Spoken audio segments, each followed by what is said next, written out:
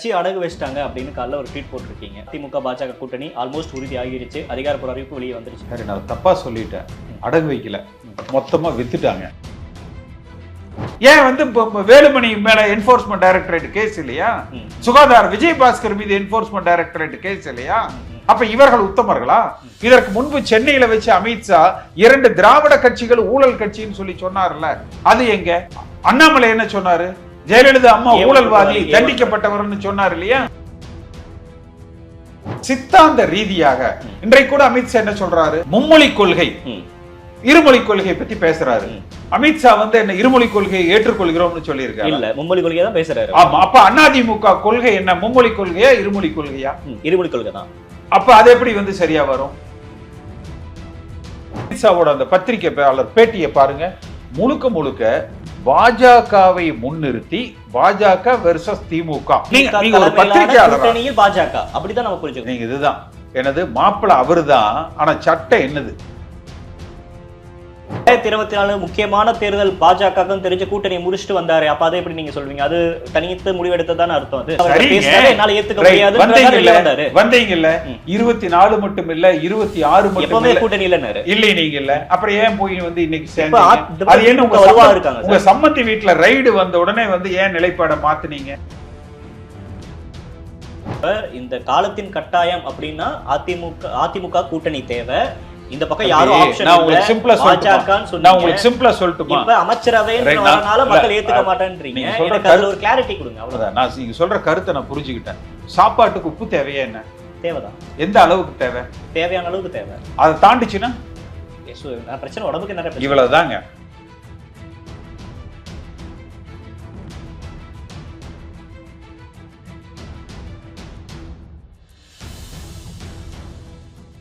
Sir வணக்கம்.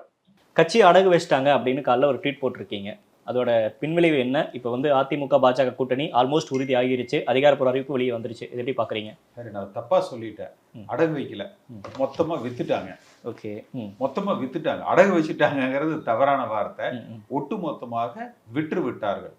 புரட்சி தலைவர் எம்ஜிஆர் இந்த இயக்கத்தை ஆரம்பித்த பொழுது சாதிக்கும் மதத்திற்குமான எதிரான ஒரு கட்சியாக அதிமுகவை உருவாக்கி இருந்தார். அம்மா அவர்கள் காலத்துல லேடியா மோடியா என்ற அளவில் பாஜகவுக்கும் அந்த மதவாதத்திற்கும் எதிரான ஒரு கட்டமைப்பை அதிமுக தொண்டர்களிடத்திலும் தமிழ்நாட்டு மக்களிடத்திலும் ஏற்படுத்தி இருந்தார்கள். இந்த 2 விஷயங்களுக்கு மேலாக பல காரியங்களை எடப்பாடி பழனிசாமி வேறு வாய்ப்புகளே இல்லை, நாம் கூட்டணி பாஜக தலைமையிலான அந்த என்டிஏவில் வைத்துத்தான் ஆக வேண்டும் என்ற போதும் கூட நான் 2 கருத்துக்களை வலியுறுத்தி சொன்னேன். ஒன்று, அதிமுக தனித்து ஆட்சி அமைக்க வேண்டும்.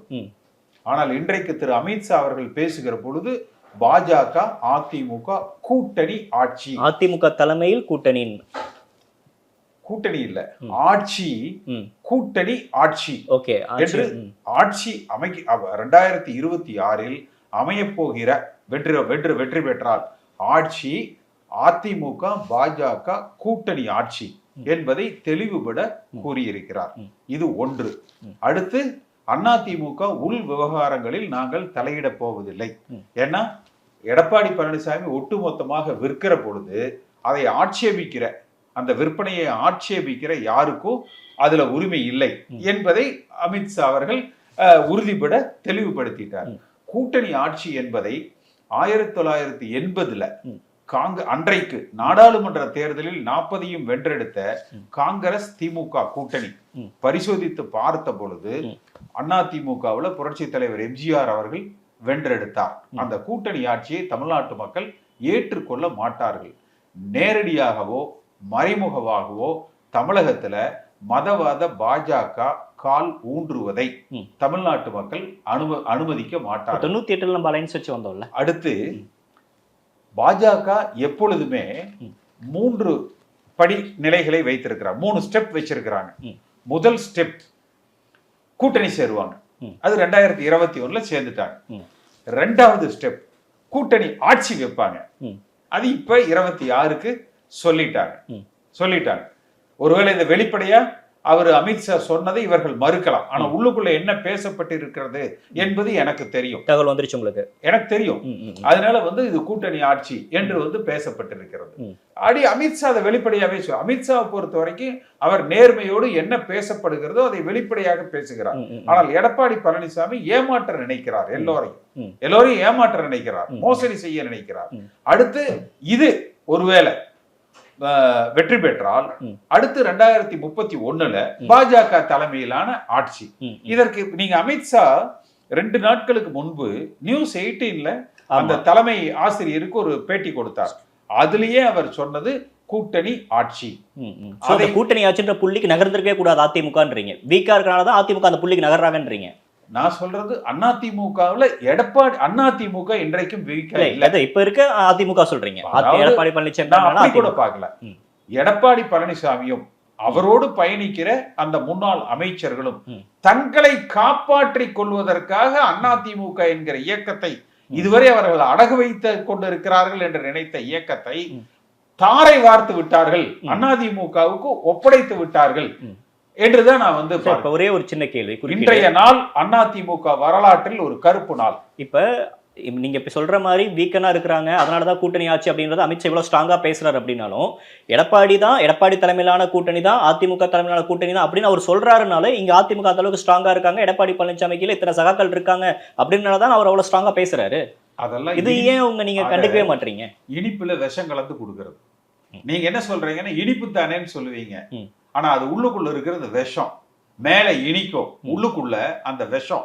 இது எடப்பாடி பழனிசாமி என்கிற தனி மனிதனுக்கும் அவரோடு பயணிக்கிற வேலுமணி, தங்கமணி, முனுசாமி போன்ற இந்த முன்னாள் ஊழல் அமைச்சர்களுக்கும் இது பலன் அளிப்பதாக இருக்கலாம். ஆனால் அதிமுக என்கிற மாபெரும் இயக்கத்திற்கு உண்டான இறுதி யாத்திரையை இன்றைக்கு இவர்கள் துவக்கி விட்டார். பாஜகவும் அதிமுக கூட்டணி சேர்னால 2 பேருக்கும் பலன் இருக்கு. இது இயற்கையான கூட்டணின்றாரு அமித்ஷா. நான் சொல்றது இது எதையுமே மறுக்கலைங்க. நான் கூட்டணி வேணும், ஆனா அந்த ஆட்சியிலும் பங்கு, அதிகாரத்தில் அந்த கூட்டணி ஆட்சி வேணும்னு நான் சொல்ல. இருக்கிற சந்தர்ப்ப சூழ்நிலைகளில் கூட்டணி தவிர்க்க முடியாது என்றாலும் கூட குறைந்தபட்சம் அதிமுக தனி பெரும்பான்மையோடு ஆட்சி அமைக்க வேண்டும். ஒன்று. இரண்டாவது, ஒன்றுபட்ட அதிமுக உருவாக்கப்பட வேண்டும். இன்றைக்கு இவர்கள் பேசி இருப்பது என்பது கூட்டணி ஆட்சிக்கு அமித்ஷாவே சொல்லிட்டாரு. கூட்டணி ஆட்சி என்று சொல்லிட்டாரு. அவ்வளவுதான். இத எடப்பாடி பழனிசாமி மற்ற அதிமுக தலைவர்களிடத்துல பகிர்ந்து கொள்ளல. அதிமுக தொண்டர்களிடத்துல இதை சொல்லாம தேர்தலில் நாடகமாடி கூட்டணி ஆட்சிக்கு இவர் வழிகோணி விட்டார். எந்த அதிமுக தலைவரும் இதை செய்வதற்கு அவர்கள் தயாராக இருந்தது இல்லை. ஒரு மாபெரும் துரோகத்தை எடப்பாடி பழனிசாமி அதிமுகவுக்கு செய்திருக்கிறார். கட்சி உணர்வின்றி தன் குடும்பத்தை, சம்பந்தி குடும்பத்துல சமீபத்துல நடந்த ரைட இன்றைக்கு அமித்ஷா சொல்றாரு இல்லையா, திமுகவுல குற்றச்சாட்டுகள், அது உண்மை, நான் இல்லைன்னு சொல்ல. அப்ப யோகிய எடப்பாடி பழனிசாமி குடும்பத்தை எதுக்கு நீங்க ரைடு பண்ணீங்க? அவர் குற்றமற்றவரா? ஏன் வேலுமணி மேல என்ஃபோர்ஸ்மெண்ட் டைரக்டரேட் கேஸ் இல்லையா? சுகாதார விஜயபாஸ்கர் மீது என்ஃபோர்ஸ்மெண்ட் டைரக்டரேட் கேஸ் இல்லையா? அப்ப இவர்கள் உத்தமர்களா? இதற்கு முன்பு சென்னையில வச்சு அமித்ஷா 2 திராவிட கட்சிகள் ஊழல் கட்சின்னு சொல்லி சொன்னார்ல, அது எங்க? அண்ணாமலை என்ன சொன்னாரு? ஜெயலலிதா அம்மா ஊழல்வாதி, தண்டிக்கப்பட்டவர்னு சொன்னார் இல்லையா? அப்ப இந்த இயக்கத்திற்கு இறுதி யாத்திரையை துவக்கி வைத்திருக்கிறார் எடப்பாடி பழனிசாமி. ஆனால் அதிமுக தொண்டர்கள் அதை அனுமதிக்க மாட்டார்கள். இந்த சுயநலவாதியை இந்த இயக்க தலைமையிலிருந்து அப்புறப்படுத்துவார்கள். இவர்களுக்கு சரியான பாடம் புகட்டுவார்கள். ஆனால் அப்படி எடுக்கக்கூடிய என் போன்றவர்கள் அதுபோல எடுக்கக்கூடிய முயற்சி எந்த விதத்திலும் அது திமுகவுக்கு பலனளிக்காமல் திமுகவையும் வீழ்த்தி அதிமுகவையும் பாதுகாப்பதாகத்தான் அது அமையும். சரி, இப்போ கூட்டணியே வரமாட்டாங்க, எடப்பாடி பழனிசாமி வந்து யாரும் கூட்டணிக்கே வரமாட்டாங்க அப்படின்ற ஒரு புள்ளியில நீங்க பேசுனீங்க. இப்ப பாஜக அமித்ஷா அவர்கள் இங்க வந்து அவரை பாக்குறாரு, இப்ப எடப்பாடி பழனிசாமி வீட்டுல தேனி விருந்துக்கும் போறாரு. அப்படின்றப்ப எடப்பாடி பழனிசாமி ஒரு ஆளுமை மிக்க தலைவராக தான் இருக்கு. இது ஒரு ஸ்ட்ராட்டஜியா நீங்க பாக்கலையா? கூட்டணி ஆட்சி அப்படின்றது பாத்துக்கலாம். என்ன ஸ்ட்ராட்டஜி நினைக்கிறீங்க? கூட்டணி ஆட்சி அப்படின்றது பாத்துக்கலாம். நம்ம வந்து ஜெயிக்கணும், திமுக ஆட்சி கட்டல இருந்து அகற்றணும், அது மட்டும் தான் அவங்களோட அல்டிமேட் எய்ம். கூட்டணி ஆட்சி என்று சொன்னாலே தமிழ்நாட்டு மக்கள் ஏற்றுக்கொள்ள மாட்டாங்க இல்லையா? ஏற்றுக்கொள்ள மாட்டாங்க. அது அந்த காலம் சார். இப்ப ஒரு மாற்றம் வரும்னு பாக்கலையா? நிச்சயமாக ஏற்றுக்கொள்ள மாட்டாங்க. நீங்க கொள்கை ரீதியாக, சித்தாந்த ரீதியாக இன்றைக்கு கூட அமித்ஷா என்ன சொல்றாரு? காமன் மினிமம் புரோகிராம் இல்ல மும்மொழி கொள்கை, இருமொழி கொள்கை பத்தி பேசுறாரு. அமித்ஷா வந்து என்ன இருமொழி கொள்கையை ஏற்றுக்கொள்கிறோம்னு சொல்லியிருக்காரு. இல்ல, மும்மொழி கொள்கையை தான் பேசுறாரு. ஆமா, அப்ப அதிமுக கொள்கை என்ன, மும்மொழி கொள்கையா இருமொழி கொள்கையா? இருமொழி கொள்கை தான். அப்ப அது எப்படி வந்து சரியா வரும்? அடுத்து இதே நிலைப்பாடு தான் 98 அப்பயும் இருந்துச்சு நம்மளுக்கு. ஆனா அப்ப நம்ம வந்து கூட்டணி அப்படின்னு ஒரு இடத்துல நம்ம மாறணும்ல. ஆட்சியில் பங்கு, அதிகாரத்தில் பங்கு என்பதை தமிழ்நாட்டு மக்கள் ஏற்றுக்கொள்ள மாட்டாங்க. அந்த ஒரு புள்ளி தான் நேரடியாகவோ மறைமுகமாகவோ பாஜக தமிழகத்தில் ஆட்சி அமைப்பதை, ஏன்னா தமிழ்நாட்டு மக்கள் 67க்கு பிறகு எந்த தேசிய கட்சியையும் அவர்கள் தமிழகத்தில் ஆள அனுமதித்ததில்லை. இது திராவிட பூமியாக 67 இன்று வரை 58 ஆண்டு காலம் திராவிட பூமியாக இன்றைக்கு இது வளர்த்தெடுக்கப்பட்டிருக்கிறது. இந்த திராவிட பூமியில இதை தமிழ்நாட்டு மக்கள் அனுமதிக்க மாட்டாங்க. ஆனால் அதற்காக திமுக சரி என்று நான் சொல்லல. திமுகவையும் எதிர்த்து வீழ்த்தி அதிமுகவையும் பாதுகாக்க வேண்டிய ஒரு இக்கட்டான சூழ்நிலையில் தமிழ்நாட்டு மக்களும் தமிழ்நாட்டு வாக்காளர்களும் அதிமுக தொண்டர்களும் இன்றைக்கு தள்ளப்பட்டிருக்கு. இப்ப கூட்டணி ஆட்சி அப்படின்னு அந்த இடத்துக்கு நகர்ந்தது அதிமுக வரலாற்றுல ஒரு கருப்பு நாள் அப்படின்னு சொல்றீங்க. 2026 தேர்தலில் இது தொடக்க தெரியப்படுவாங்க, இது வந்து அதிமுக மிகப்பெரிய பின்னடைவா ஏற்படும் அப்படின்னு சொல்றீங்க. அப்ப அது யாருக்கு அட்வான்டேஜா போகும்? திமுக தான் அட்வான்டேஜா போகும். நீங்க இன்னும் ஓராண்டு காலம் இருக்கு இல்லையா? ஏன் அதுக்குள்ள எடப்பாடி பழனிசாமி கட்சியை விட்டு நீக்கப்பட்டா அதிமுக தொண்டர்கள் கொதித்து எழுந்தால் 4 வருஷமா சொல்லிட்டு இருக்குது. நான் சொல்றதுங்க, இந்த அறிவிப்பு இன்னும் ஓராண்டு காலம் இருக்கு இல்ல. 4 வருஷத்துல முடியாது, எப்படி 1 வருஷத்துல முடியும்? எல்லாம் நடக்கும்னு சொல்றேன். இன்றைக்கு அந்த கூட்டணி ஆட்சி என்பதை எந்த அதிமுக தொண்டனும் ஏற்றுக்கொள்ள மாட்டோம். சரி, பக்கத்துல எஸ்பி வேலுமணி உட்கார்ந்திருக்காரு, கேபி முனுசாமி உட்கார்ந்திருக்காரு. இவங்களுக்கு அந்த பேரு புரிதல் இல்லாமையா? என்ன புரட்சி தலைவர் எம்ஜிஆர் ஓட வந்தவர் அவரு எஸ்பி வேலுமணி. ஊழலின் சிகரம் யாருன்னா எஸ்பி வேலுமணி. தமிழ்நாட்டு அரசியல் வரலாறில் அதிகபட்ச ஊழல் செய்து அந்த வழக்குகளில் சிக்காத ஒரு பரிசு கொடுக்கணும்னா அது வேலுமணிக்கு கொடுக்கலாம். அதனால வேலுமணி பக்கத்துல உட்கார்ந்து இருந்துட்டா அது நியாயம், அது சரி என்று அர்த்தம் இல்ல. இப்ப திமுக கூட இருக்கக்கூடிய கட்சிகள் விசிக ஆகட்டும், காங்கிரஸ் ஆகட்டும், ஆட்சியிலும் பங்கு அதிகாரத்திலும் பங்கு அப்படின்னு பேசுறப்ப நம்ம அதை வரவேற்கிறோம். அது வந்து தேவையும் கூட சொல்றோம். அதே மாதிரி நீங்க விசிகவுடைய சித்தாந்தம் வேற, பாஜகவுடைய சித்தாந்தம் வேற. திருமாவளவன் பேசினது தாழ்த்தப்பட்ட மக்களுக்கு, அவர் சமுதாய மக்களுக்கு ஆட்சியில் பங்கு அதிகாரத்தில் பங்குன்னு பேசினார். ஒரு இந்துத்துவாவுக்கு ஜாதிய துவேஷம், மத துவேஷத்தை கொண்டு ஒரு மதவாத சக்திகளை தமிழகத்துல கால் ஒன்று அனுமதிப்பது என்பது தமிழ்நாட்டு அமைதிக்கு அது பங்கம் வகிக்கும். இன்றைக்கு ஒரு மொத்த அமித்ஷாவோட அந்த பத்திரிகையாளர் பேட்டியை பாருங்க. முழுக்க பாஜகவை முன்னிறுத்தி பாஜக வெர்சஸ் திமுக என்கிற வகையில் அவருடைய பேட்டி அமைந்திருந்ததா, இல்ல திமுக வெர்சஸ் அதிமுக என்று அந்த பேட்டி அமைந்திருந்தது? அதிமுக தலைமையிலான கூட்டணியில் பாஜக, அப்படிதான் நம்ம புரிஞ்சுக்கணும். என்டிஏல அதிமுக இல்ல. அதாவது நீங்க இதுதான் எனது மாப்பிள்ள அவருதான், ஆனா சட்டம் என்னது? சட்டமாச்சு என்னதான் இருக்குது இல்ல சார்? மாப்பிள்ள அவருதான், எடப்பாடி தான் மாப்பிள்ள. ஆனா அவர் போட்டிருக்கிற சட்டை, வேஷ்டி, உள்ளாடைகள் அத்தனையும் பாஜகவோடது.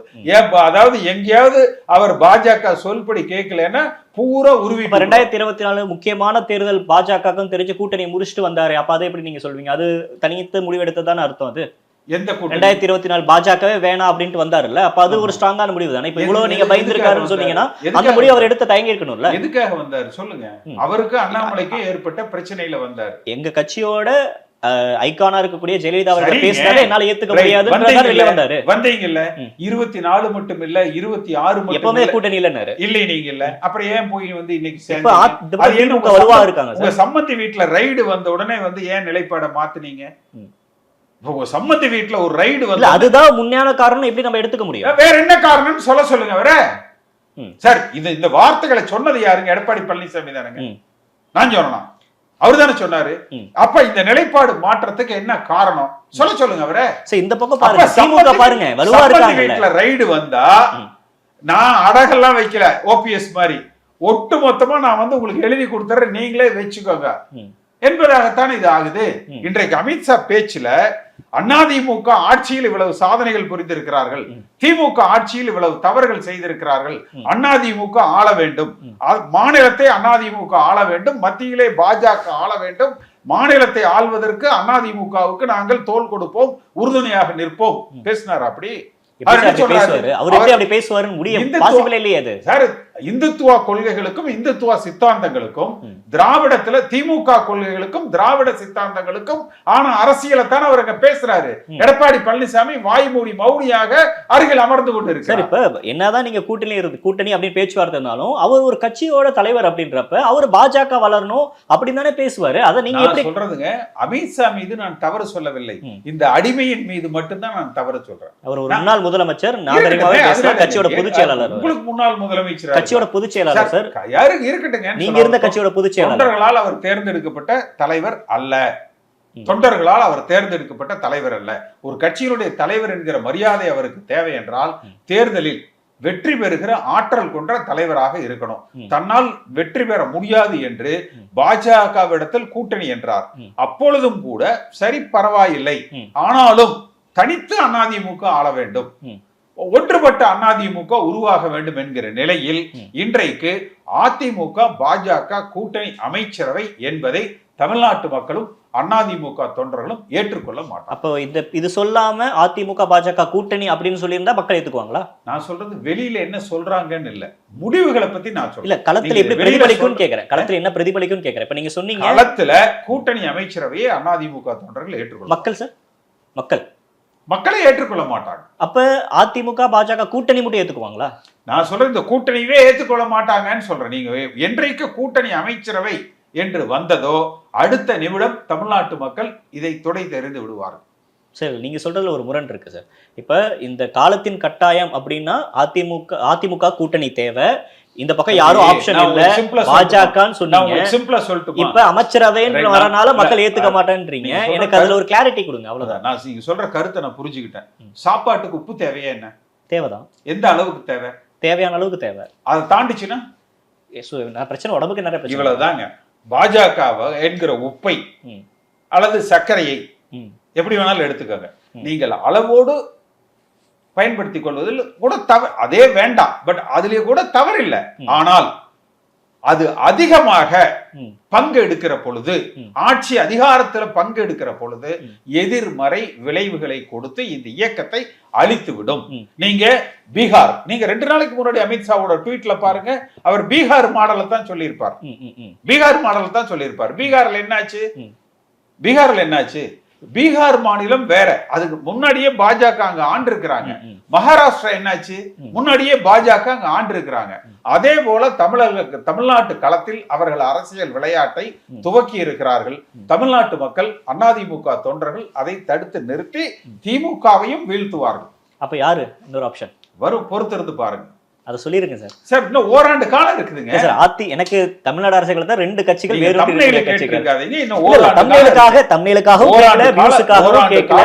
அது கேசிபி சாருக்கு நல்லா தெரியும். பட் இதுதான் நான் கேக்குறேன், திமுக ஜெயிக்காது, அதிமுக மக்கள் வீழ்த்துவாங்க. இன்னொரு அறிவிப்பு நடந்ததுல இருந்து அதிமுக தொண்டர்கள் பெரும்பாலானவர்கள் என்னிடத்துல தொடர்புல இருக்கிறாங்க.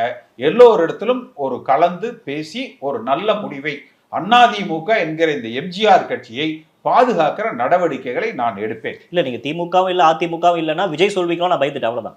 சரி, இது இவ்வளவுக்கெல்லாம் போகாதீங்க. ஒரே நாள்ல நீங்க வந்து 1 வருஷத்துக்கு வேணுங்கிற இன்டர்வியூ எடுத்து வச்சுக்கிறேன்னு பாக்காதீங்க. அப்படி கேட்கல. இன்றைய தேதிக்கு இது போறோம். ஓகே, நன்றி, வணக்கம்.